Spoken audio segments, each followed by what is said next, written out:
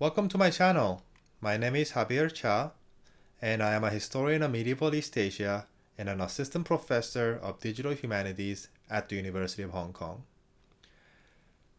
I have been teaching and researching in the field of digital humanities for many years, and I am excited to share my knowledge and insights with you through this YouTube channel. As you may already know, digital humanities, or DH, is a rapidly growing field, interdisciplinary field, that explores how humanities scholarship changes in a digital environment. However, the boundaries of DH are not always clear, and there is often confusion about what constitutes DH and what does not.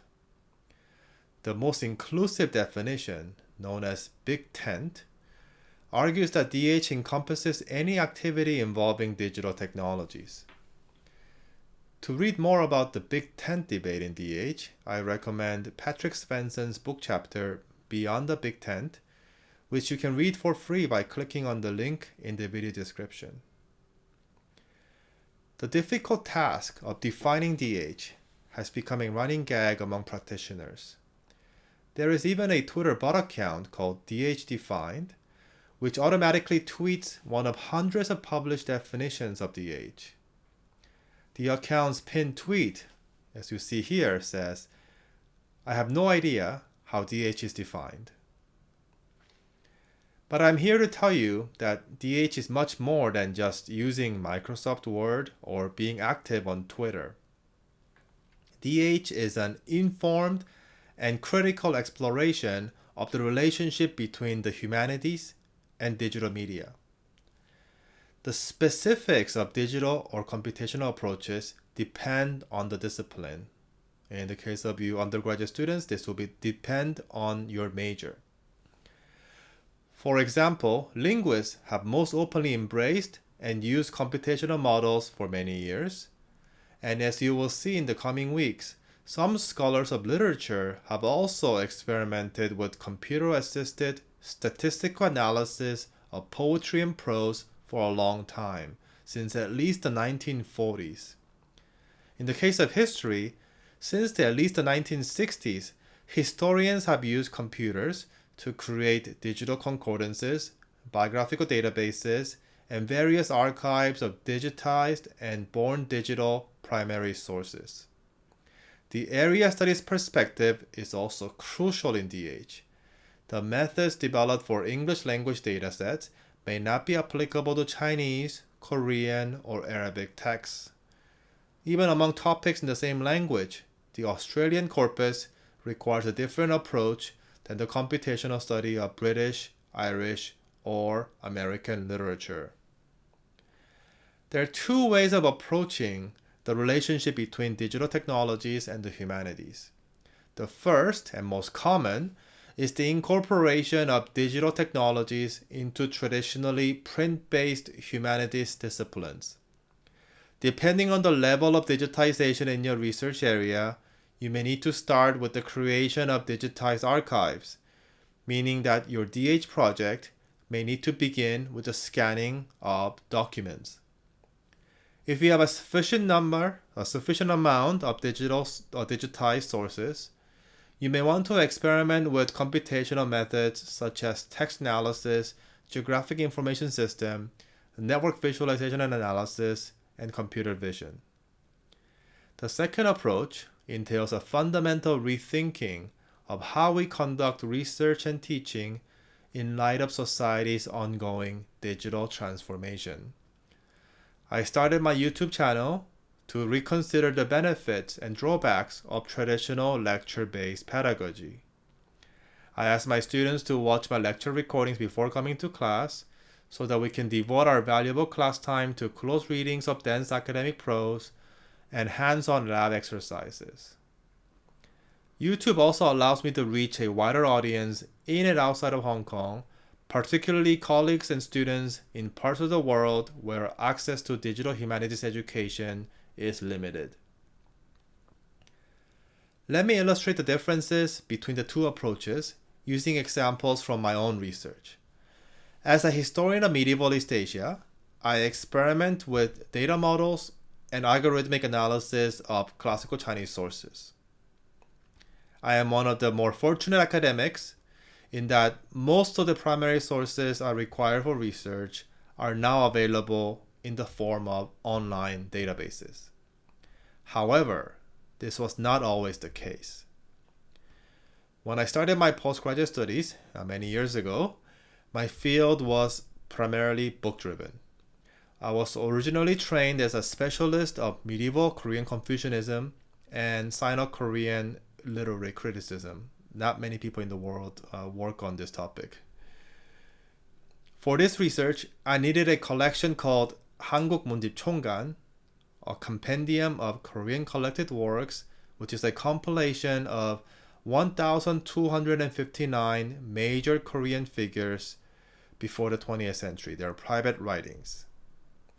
The issue was that only a few North American university libraries had the entire set, which had less to do with money and more to do with the lack of shelf space. The 한국 문집 총간 was not available, unfortunately, at the University of British Columbia, where I completed my master's degree, but was available at the University of Washington in Seattle. So to read the materials, I had to submit interlibrary loan requests and wait 2 to 3 weeks for the volumes to arrive. Or I would have had to drive 3 or 4 hours down to Seattle from Vancouver to access the collection at the University of Washington. Then something happened in 2005. The beta launch of the online version of the 한국 문집 총간 made the writings of 500 authors available initially to the public. And this changed everything for me.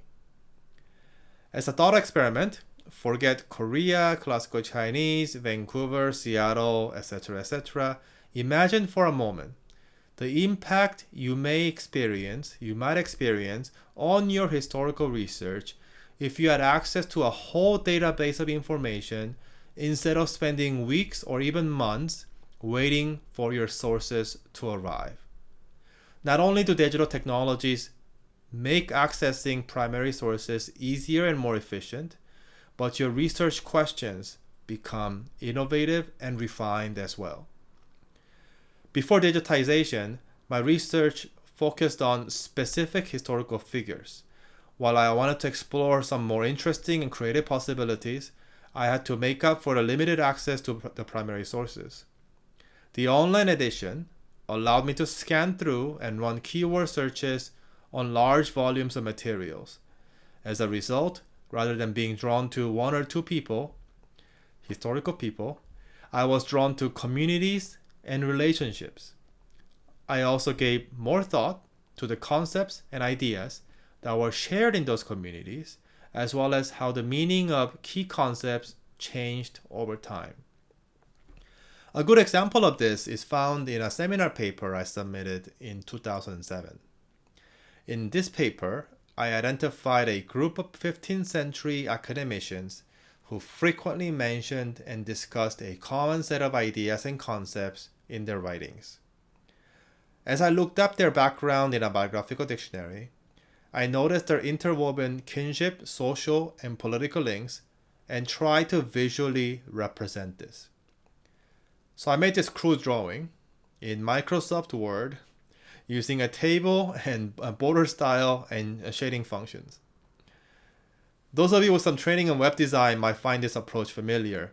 Around this time, I was introduced to DH, and a few years later, ran the same exercise, but at scale, with the help of a network visualization software called Cytoscape.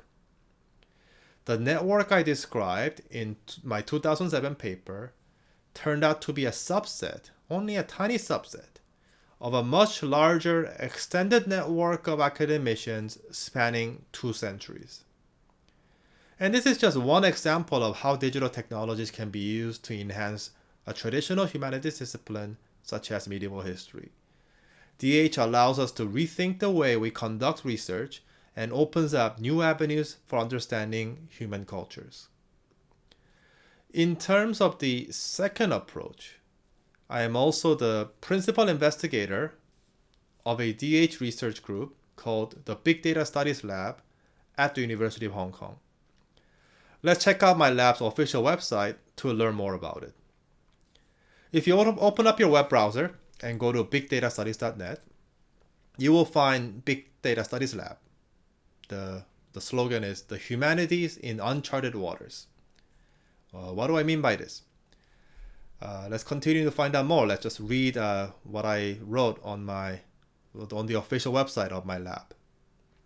The Big Data Studies Lab, or BDSL, at the University of Hong Kong conducts experimental research that rethinks the role of the humanities in the zettabyte era.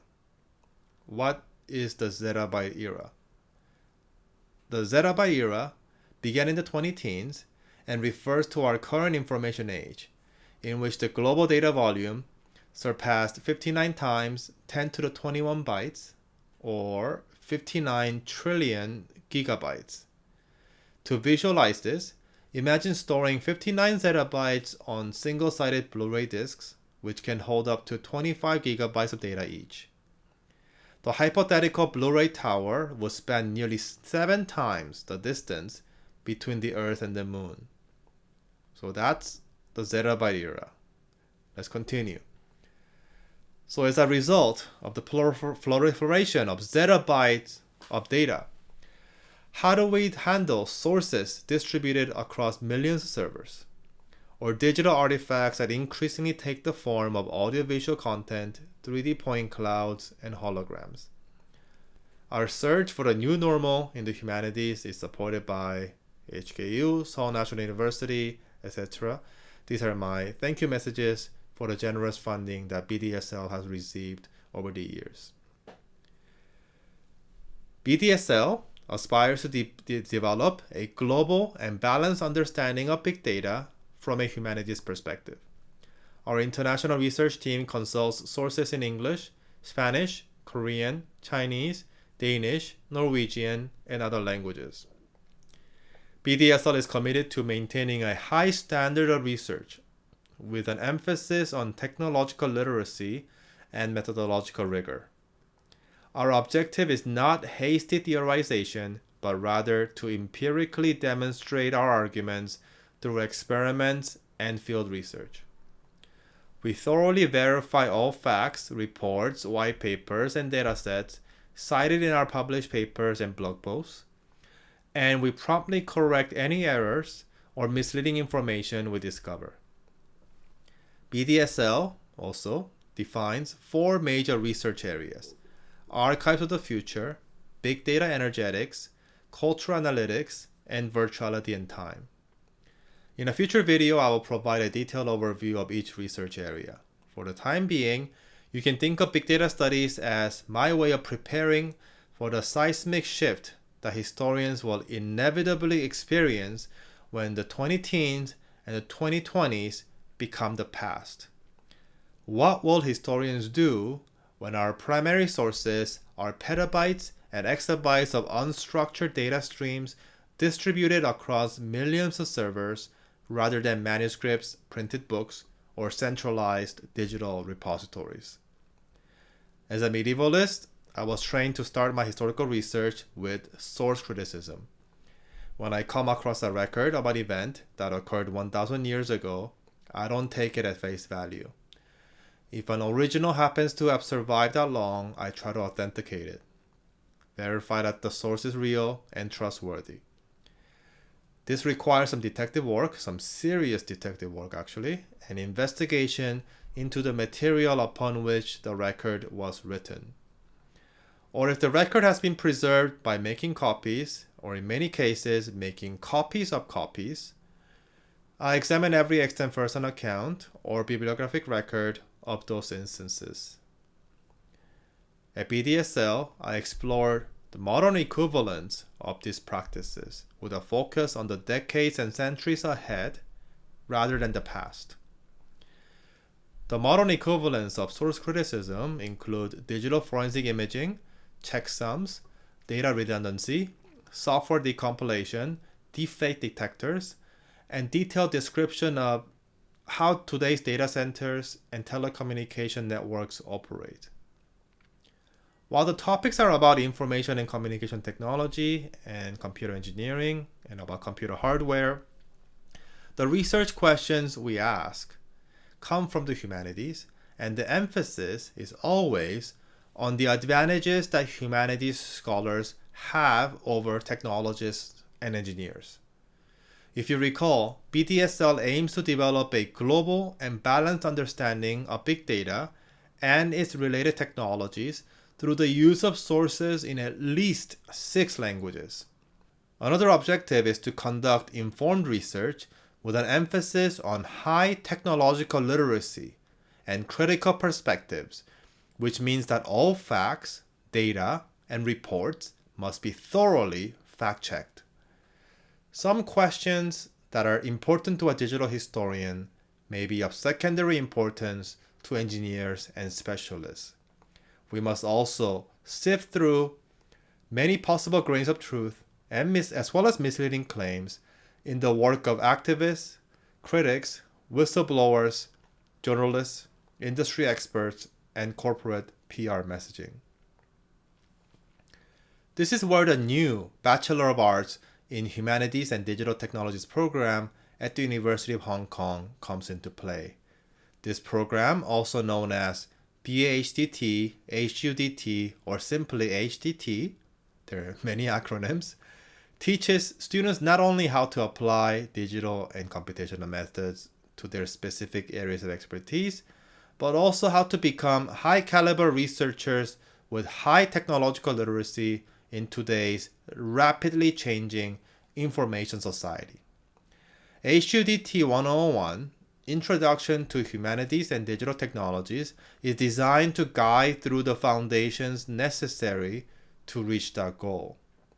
So in 10 modules, the humanities in a digital environment, distant reading, computational literary studies, historians and the computer, graph thinking, big data and the humanities, cultural analytics, virtual/reality, uncharted waters, students will be introduced to the major issues and debates in the field of the age, will be equipped with skills to navigate this rapidly changing digital landscape, such as the basic digital literacy, computational thinking, as well as basic programming, some programming, and also learn how to contribute meaningful, creative, and reliable research about digital technologies from a humanities perspective. Before closing, I'd like to state that in this video, I used the terms digital, computational, information, and data somewhat interchangeably, just to keep the narrative simple. My future videos will make the distinctions clearer. Digital humanities is a vital and exciting field. If you're a student, a researcher, or just someone who is interested in learning more about digital humanities, I encourage you to return to my channel and join me on this journey of discovery. That's all for today. Until next time.